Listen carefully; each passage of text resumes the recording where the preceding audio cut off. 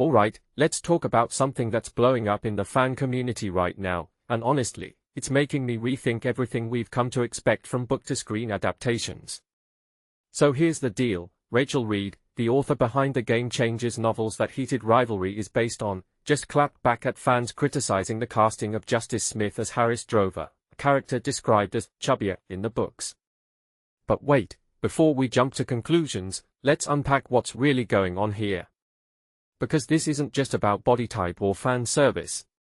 It's about who gets to decide how stories are told on screen, and why we, as viewers, need to chill out sometimes.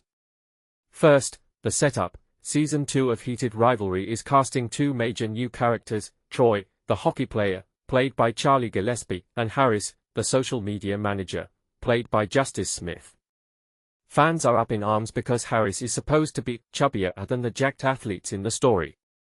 But here's the thing, when did we decide that physical appearance should trump actual talent or on-screen chemistry?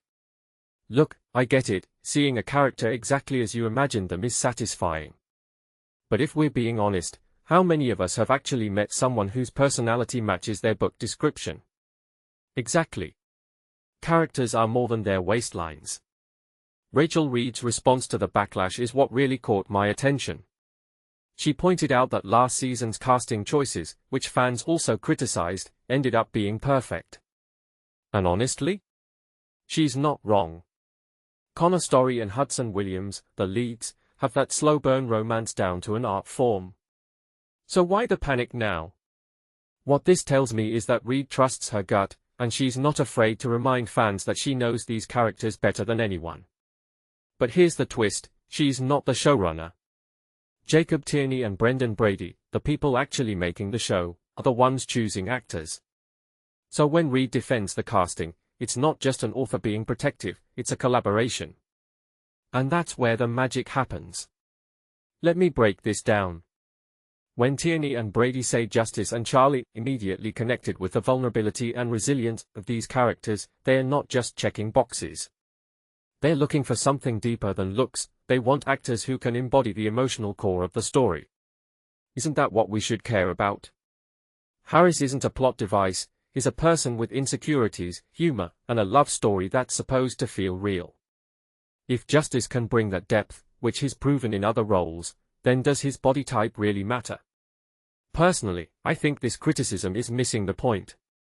We're so focused on surface-level details that we're ignoring the fact that this show has already proven it can nail the hard stuff, romance, tension, character growth. But here's the bigger issue this raises, why do we expect adaptations to be carbon copies of books?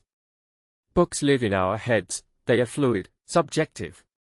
Screen adaptations are a completely different medium. They need to reinterpret, not replicate.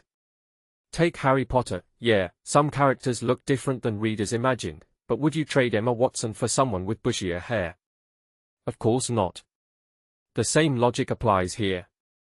What many people don't realize is that casting isn't just about looks, it's about timing, budget, chemistry reads, and a dozen other factors we'll never see.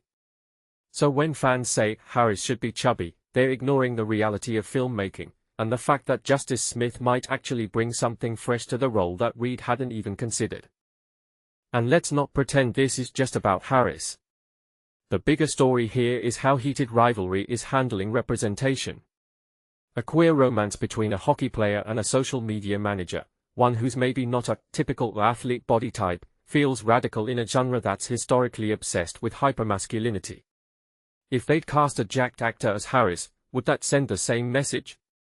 Probably not. By choosing Smith, the show is quietly making a statement: love stories don't need to fit into boxes. They can be messy, awkward, imperfect, just like real life. That's the kind of subtext that makes adaptations feel relevant. So where does this leave us? I think we're witnessing a shift in how we consume adaptations. We're moving away from rigid book accuracy debates and toward a model where fans trust creators to make bold choices. Rachel Reid isn't just defending her characters, she's inviting us to let go of our preconceived notions. And honestly, that's a good thing. Because if we're too busy nitpicking about body types, we might miss the real story, two people connecting in a world that's constantly trying to tear them apart. That's the heart of Heated Rivalry, and frankly, it's the only thing we should be paying attention to.